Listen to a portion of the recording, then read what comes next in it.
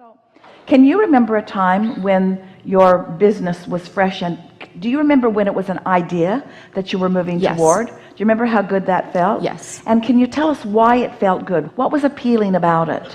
The place, absolutely beautiful. The expectation of the opportunity and what I can do with it. So are you saying that the reality of the current condition is overshadowing that vibrational reality that you were once moving toward? Yes. Do you feel that it is possible, without actually releasing the business, to get back to that vibrational reality? Yes. That's the question of the day, because that's the only way that conditions will ever change. You have to find a way of finding the unconditioned in the condition that aligns you with the intention that is in your vortex before what you have can change. And the condition changing may mean it becoming more profitable. It may mean other people coming in to manage it and giving you the freedom to do something else. It may mean releasing it all together. It depends upon what's in your vortex. Are you sure that's what's in your vortex is releasing the business, or is what's in your vortex just personally feeling more freedom? Could you have put the cart before the horse? Could you be coming to the conclusion that the only way to be free is to be absolutely free of that? You see what we're getting at? Yes. Because a lot of times you come to conclusions, you think that to feel this way, then this and this and this and this has to happen, when you have the ability to feel this way if none of that happens, if you just knew that. That was a big statement. You have the ability to feel good if nothing changes, because you have the ability to focus on something other than exactly what is. And when you do that, then everything changes in proportion to the vibrational change that you have found. Yes. So, do you really want to release this business? Well, I thought I did. We're not trying to talk you out of it, but are you wanting to change that condition, or are you wanting to feel different? That's really the question. I want to feel different. And do you need to change the condition in order to feel different? That's the big question. Does this have to happen just the way I've got it all carved out in order for me to feel better? No. It doesn't, does it? So what do you think you could accomplish in the next 5 minutes? Selling the business or feeling better? Feeling better. Ooh. Ooh. So what's the best plan of action? To hold off not feeling good till I sell it, till I sell it, till I sell it, till I sell it, till I sell it at a loss, or I sell it? What's the best plan of action? How fast do you want to feel better? Immediately. Then what's the best plan of action? To feel better or to sell the business? Feel better. And logically, what else can you do? Can you give yourself permission to feel better without the condition to justify the feeling better? Ooh. How dare I feel better before the condition adjusts itself? What am I, a crazy person? Feeling good with no good reason? Feeling good before the manifestation supports my feeling good? That surely must be madness. We say it's deliberate creation. It's creating vibrationally. It's utilizing the energy that creates worlds to assist you. It's getting yourself into the receptive mode. It's getting yourself to the place where you can get tuned in, where the good idea can come. Don't you find that when you're swimming, ideas come to you? Yes. Don't you find that when you're gardening, that ideas come to you? And many of those ideas are ideas that don't include that business. That means they're good ideas.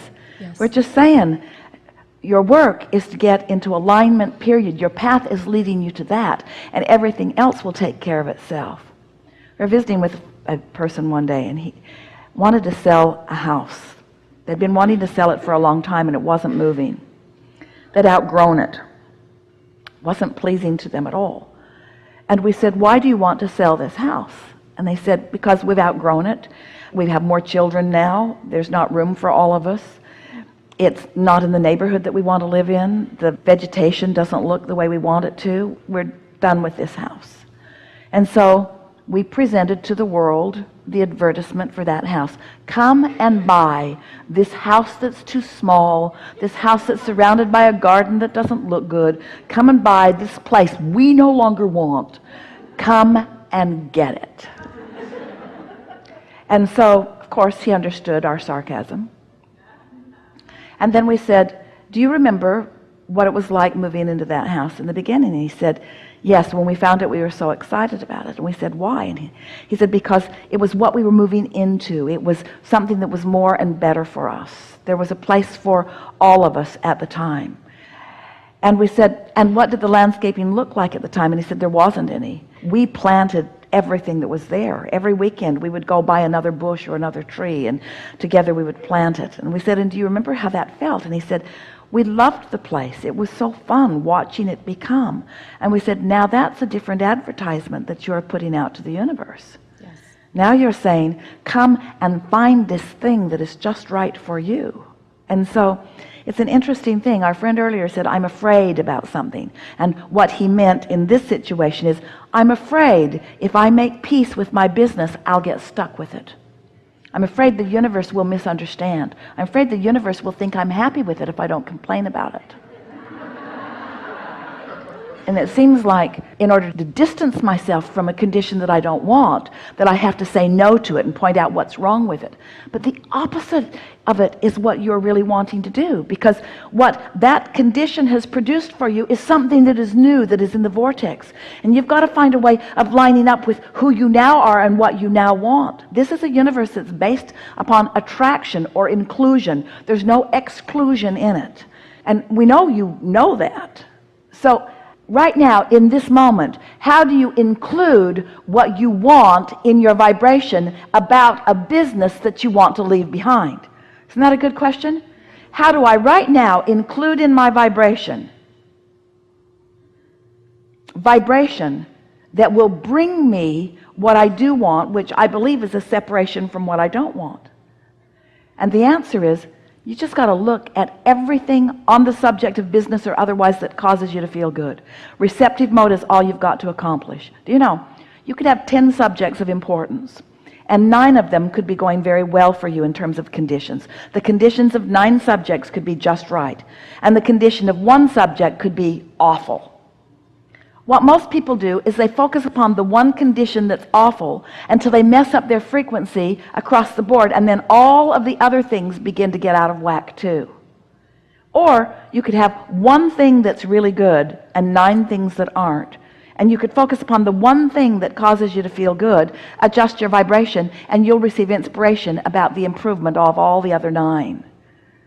So we're doing a really strong sales job here. We want you to understand what your work is. Your work is not to improve the condition so that you can feel better. Your work is to feel better so that the condition will be improved. But that isn't exactly the way we want to say it either, because that's not really the way that it is. Because if the ulterior motive is to fix the condition, you're still doing it conditionally.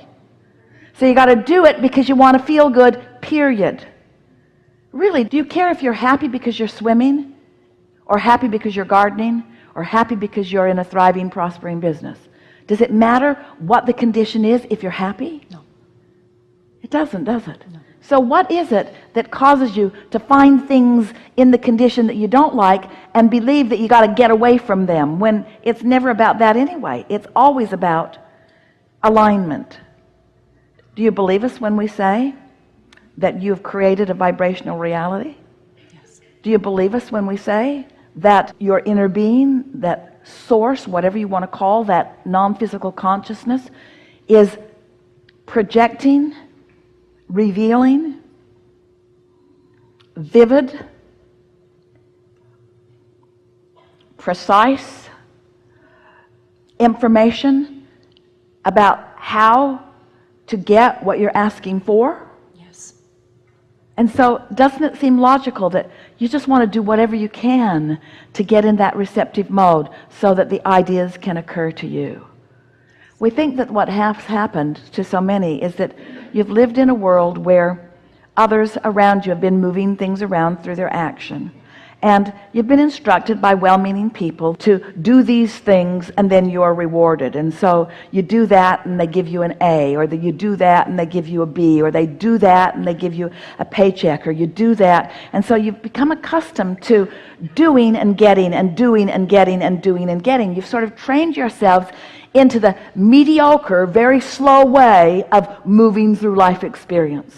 But those who discover the leverage of alignment One who's connected and inspired, more powerful than millions who are not. That's why you call them masters when they get tuned in. That's why you recognize them. Oh, that guy's got all the good ideas. You know why? He's not toiling in the trenches and resenting it. He gave himself permission to do what he loved to do. So that makes you say, well, then I should find something that I love to do, which means I have to get rid of this thing that I don't love. And we say, yeah, but you can't shake loose of something that you're calling to you with all of your attention to it. In order to change the condition, you've got to change the frequency. And in order to change the frequency, you've got to change the conversation. You've got to change the subject. You've got to change it to something that causes your vibration to shift. And when it does, everything in your experience shifts too. That makes perfect sense to you, doesn't it? It does.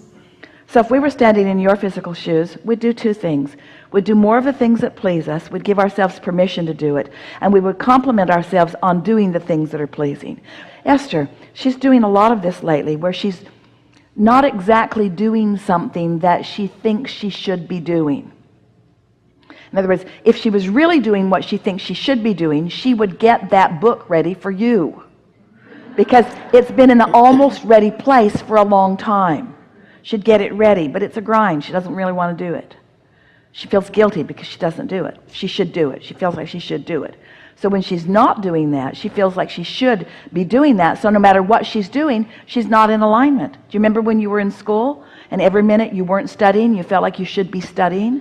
Because you never got it all figured out, did you? You never got to the place where you really felt like you really had it.